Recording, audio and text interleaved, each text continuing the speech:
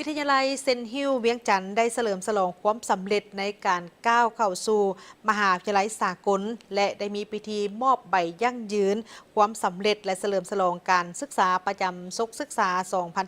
2025-2026 ของทั้ง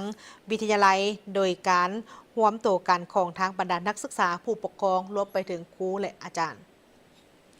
งานในครั้งนี้เมนจัดขึ้นเพื่อเป็นการย่องยอและสมเสยนักศึกษาที่สำเร็จหลักสูตรการเกี่ยมความพร้อมที่จะ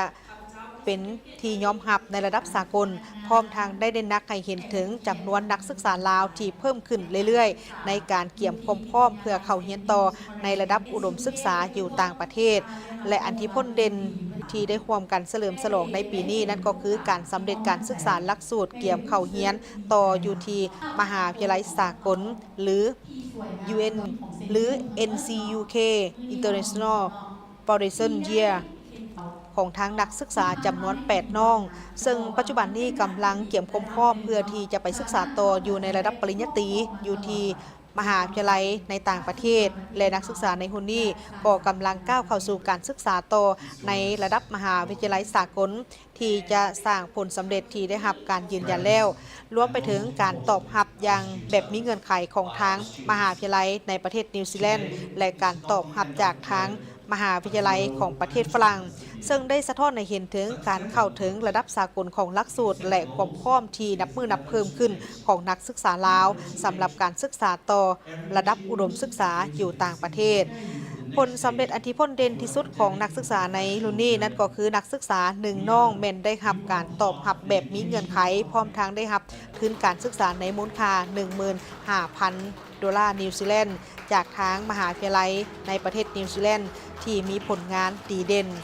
พิธีเฉลิมฉลองในครั้งนี้ยังได้มีการย่องยอชมเชยบรรดานักศึกษาที่กำลังศึกษาผ่านหลักสูตรเกี่ยมความพร้อมสากลอื่นๆของวิทยาลัยเซนต์ฮิลล์เวียงจันทร์ซึ่งหลักสูตรดังกล่าวนี้เป็นได้ช่วยให้มีหลายทางเลือกให้แก่นักศึกษาและครอบครัวในการศึกษาต่อระดับอุดมศึกษาโดยอิงใส่เป้าหมายทางด้านวิชาการก็คือประเทศปลายทางที่ต้องการและความมุ่งมั่นในอาชีพและเปิดโอกาสให้แก่นักศึกษาได้ไปศึกษาต่อมหาวิทยาลัยใน9ประเทศเช่นประเทศอังกฤษออสเตรเลียนิวซีแลนด์สหรัฐอเมริกาแคนาดาฝรั่งเวียดนามมาเลเซียและประเทศไทยปัจจุบันนี้ทางโรงเรียนได้เปิดสอนหลักสูตรเกี่ยมความพร้อมที่เน้นใส่ความเป็นสากลที่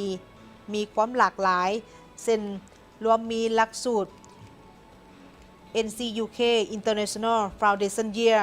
ซึ่งเส้นทางแมน1+3ซึ่งจะช่วยให้นักศึกษานี้สามารถเรียนอยู่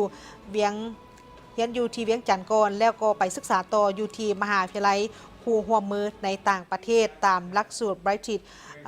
University เวียดนามในเส้นทาง 2+2 ซึ่งนักศึกษานี้จะเรียนอยู่สาธารณรัฐประชาธิปไตยประชาชนลาวก่อนและหลังจากนั้นก็จะไปเรียนต่อในระดับปริญญาตรีอยู่เวียดนามหลักสูตรร่วมกับทางมหาวิทยาลัยอันสำเร็จของประเทศไทยแมนเส้นทาง 1+3 ซึ่งจะช่วยให้นักศึกษานี้สามารถเรียนจบในระดับปริญญาตรีและต่อปริญญาโทได้โดยกงผ่านเส้นทางการศึกษาแบบเร่งรัดและมีโอกาสในการศึกษาต่อในระดับสากลผ่านมหาวิทยาลัยนอตติงแฮมของวิทยาเขตมาเลเซียก็คือเส้นทาง